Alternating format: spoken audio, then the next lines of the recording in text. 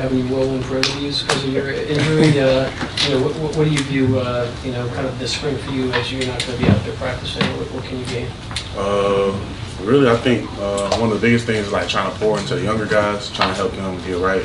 We got Justin and the two Chris's, Chris Cole and Chris Jones, and then with CJ and Raylan too, they're going to be stepping up. So just trying to, really everybody in the room trying to help them, guide them. Smael, just how are you feeling physically, and how tough do you see these next few weeks just not being able to be out there participating in the team? I'm feeling good. I'm getting more healthy, get healthy every week. And then it's tough because, you don't really notice it till like you see everybody practicing you to the side. So I'm just ready to get back out there. Yeah, you picked up, I think, that foot injury at the end of spring practice last year. Just how banged up and hurt were you physically during the season, and sort of knowing that you trying to give you all, you played, I think, all 13 games before the Alabama loss. How hurt were you last season? How much do you think that impacted your performance? I don't really want to make no like excuses for like nothing like that, but it was just nagging injuries throughout the season, and then ended up breaking it towards the end of the year. So it's just small stuff, but everybody out there hurt, so I ain't gonna really make no excuses about it. Smael, Kirby was talking about team identity and how every year it starts fresh. What are some things you see about this team, and I guess maybe zeroing in on the defense, where do you think you guys are going to be better? I mean, it's kind of early to say that now because, we just started spring ball. We got all the spring ball ahead of us, and then we got the summer and then fall camp. So, like, as far as, like, identity, I feel like that's still forming. Like, last year, we really didn't even honestly know our identity till, I guess, the season started or a little bit into the season. So it's going to take time for that to really form. Where do you need to get better, do you think, in your opinion? Like the team or defensively? I feel like all aspects, like going into the new year, like we're not really bringing nothing from last season. So, it's like every year is a new year. So I feel like we got to get better at everything. Smael, what went into your decision to come back for another year and to stay here for another season? I just wanted to finish things the right way. I was kind of banged up throughout the year. And then, the end of the season, we didn't really finish off how we wanted to. So just kind of like a mix of those two. Michael talked about playing in a more of a stand-up outside linebacker jack role. Just what do you think he can bring to the table in that sort of a new position for him? Really, I feel like wherever Kel at, Kel's going to do his thing. So I'm excited to see what he does at that new jack spot.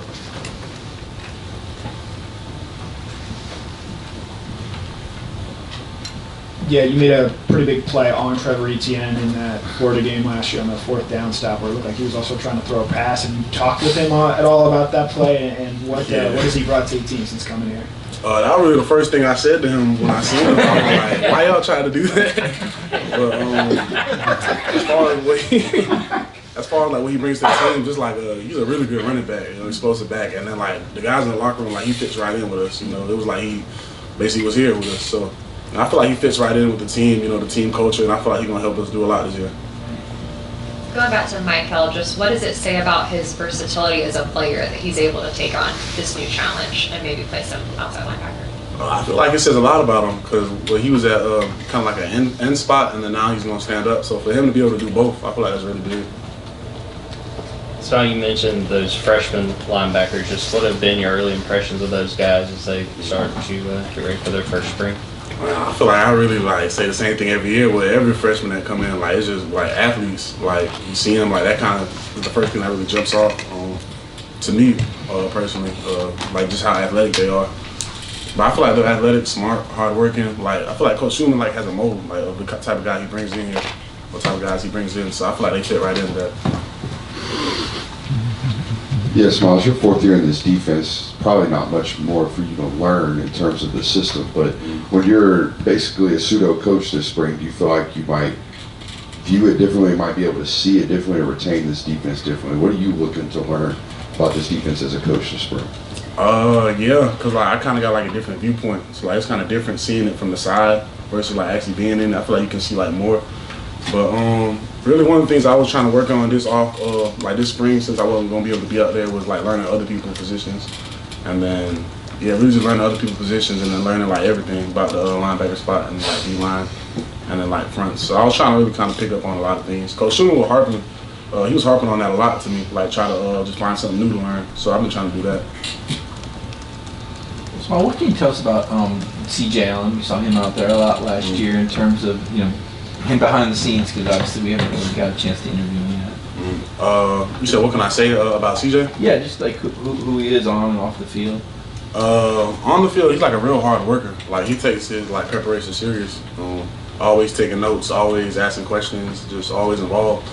And then off the field, he just fits in with like the rest of us. He's funny, like to joke around, just that type of guy.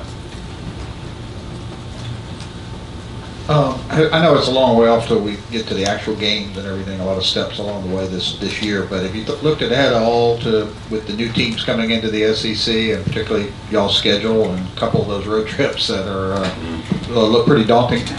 Yeah, and I'd be lying if I said I wasn't looking into that. Like it's really exciting, to see the teams we get to play next year, and then like I feel like it's every kid's like dream schedule. Like you want to play in those big games, like those good games.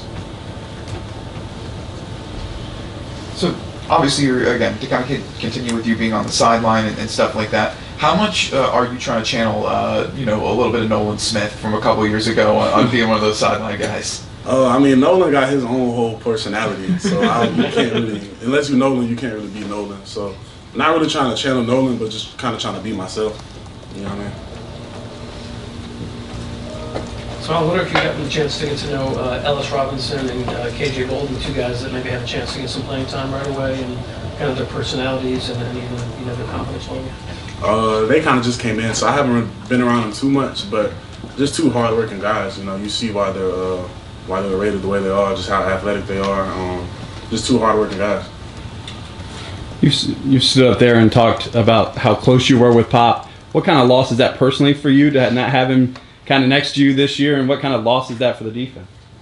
It's a wait, could you repeat the question? What kind of loss is it for you personally to not have Pop kind of by your side? He's been with you at Thanksgivings and every day, Yeah. To not have him with you now. I mean, it's just like a friend moving on.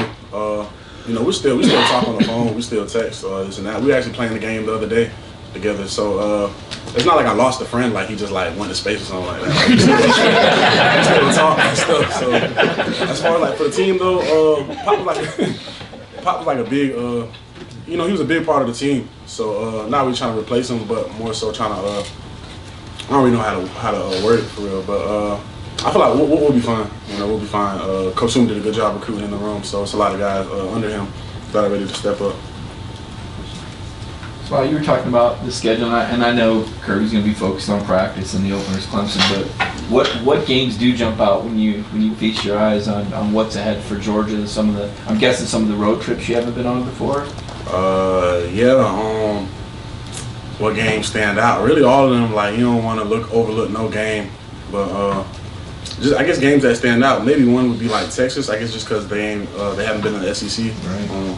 And then I can't remember. Well, I do remember the last time Georgia played Texas. It was the Sugar Bowl, wasn't it? Yeah. So it's been a while since they actually played. So just really excited for that game.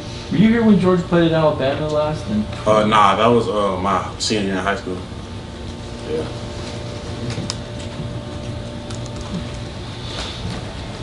I feel like we talked about it a lot last year, but I mean, obviously you came in with Pop and Xavier. What is it kind of like to be the last guy left in that class and to see both those guys kind of head out the door? And not in the space. Yeah, it's kind of crazy. We all still talk. We all still got a group chat. Other backers too, like Tresman that was here, Ryan Davis. We all still got a group chat together, so we all still talk. Still try to see each other whenever we can. So it's not, as far as like personally, it's everybody got to do what's best for them. We understand that. So it's not really like been too big. But as far as like the team wise, it's a lot of guys on the team. So with them being gone, it's just going to be an opportunity for somebody else to step up.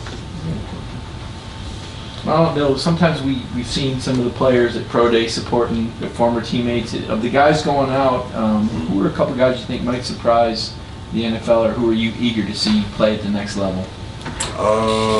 Really, a lot of the guys I came in with, because it's just gonna be like crazy seeing them. Like I'm like, damn, we was just here like freshman orientation together, now they're on that big stage. So Kamari, JB, Brock, just seeing those guys that I came in with, that was in my class. Mims too, just be able to go and then take that next step. Time for one more, if anybody has any. All right, Smael, thank you. Thanks, Mom. No problem. Thank y'all.